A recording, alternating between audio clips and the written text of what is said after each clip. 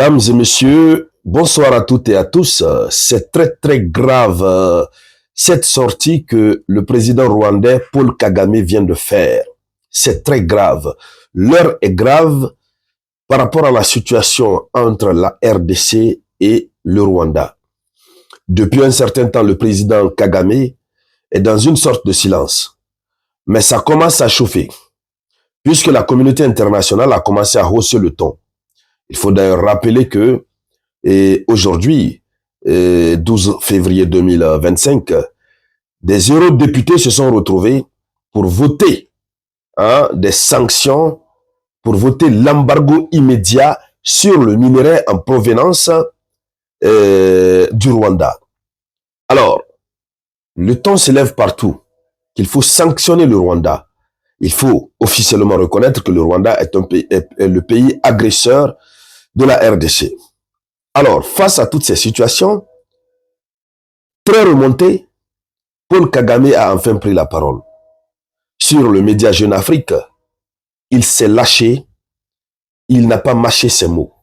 Mais ce qu'il a dit, lorsqu'on décrypte, lorsqu'on analyse, ça fait très mal. Ça fait très mal d'entendre le président d'un État qui vient envahir un autre État et qui n'a pas d'autre mot à dire sauf ce qu'il a dit que nous allons voir tout à l'heure. Ça fait très mal, chères dames, chers messieurs. Et donc, dans le cadre de cette vidéoconférence, c'est de cela que nous allons parler. Merci de suivre la vidéoconférence jusqu'à la fin. Et surtout, partagez cette vidéoconférence au maximum. Partagez-la dans tous les groupes possibles, tous les groupes. Oui. Alors, allons-y dans les profondeurs. Paul Kagame est sûr de quoi? Lors de son interview, les vidéos sont déjà disponibles. Il dit ceci. Il dit, on ne se laissera pas intimider. Il faut d'abord noter ça. Il dit, on ne se laissera pas intimider. Il veut parler de la communauté internationale qui décide de prendre des sanctions, de faire rompre l'accord entre l'Union européenne et le Rwanda et de mettre un embargo sur le minerai rwandais. Il dit, on ne se laissera pas intimider. Comme si tout ça, ça ne suffisait pas, il dit ceci. Il dit, nous avons affaire à un gouvernement congolais qui, en réalité, n'a pas été élu, ni la première, ni la seconde fois, et dont la seule ambition est de persécuter les gens, de s'aimer encore plus de chaos et de tout accaparer pour lui-même. Toutes les ressources dont dispose ce pays sont confisquées par un petit groupe de personnes qui non seulement accapare tout, mais finit par agir contre le reste de la population. Voici ce que Paul Kagame vient de dire dans la première partie. Vous imaginez le degré. Mais il parle de la RDC, qui en temps normal est un pays souverain. Lui n'est pas congolais. Paul Kagame est rwandais. Mais il a quoi à voir dans la gestion du Congo, jusqu'à ce qu'il soutient des mouvements de rébellion. Et sa déclaration la prouve que, évidemment, c'est lui qui est derrière tout ça. Puisque lui-même, il ne reconnaît pas les autorités congolaises.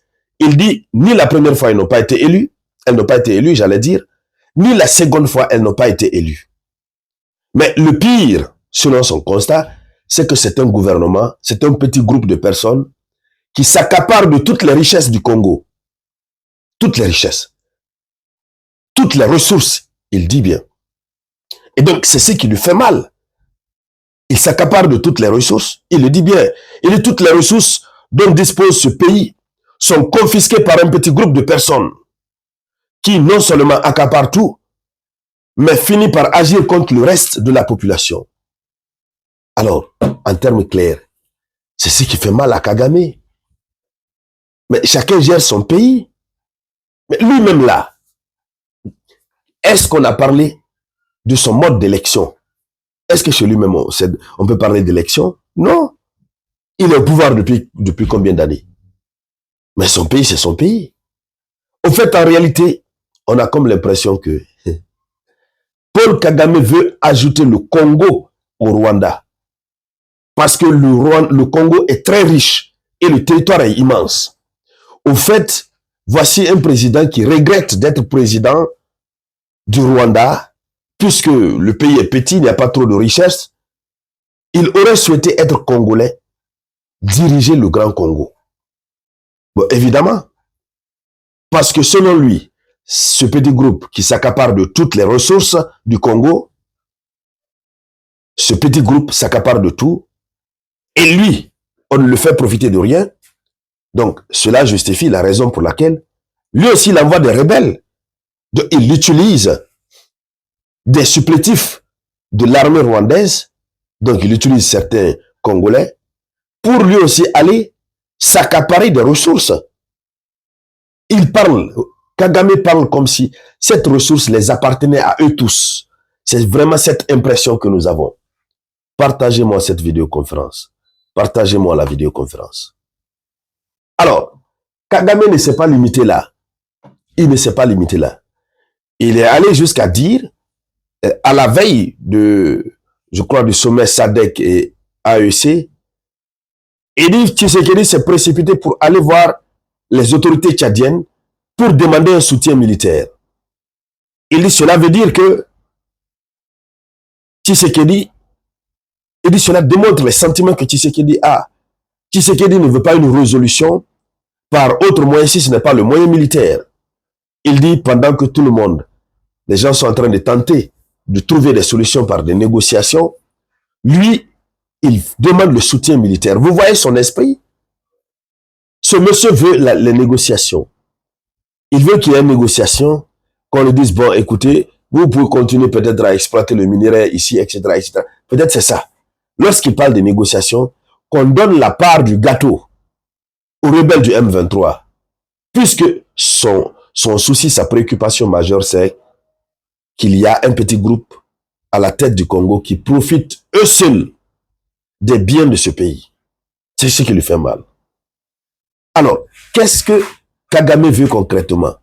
Il faut d'ailleurs rappeler que le groupe de Kagame est en train de réussir sur le terrain. Ils sont en train de réussir. Aujourd'hui, 12 février 2025, ils sont en train de se rapprocher. Ils sont presque à 39 km, si je ne fais pas erreur, de Bukavu, de la ville stratégique de Bukavu. Alors, mesdames, mesdemoiselles et messieurs, voici la une de l'actualité. Merci de partager la vidéoconférence au maximum. Je vous reviens avec de nouvelles actualités. C'était la voix de votre unique samouraï.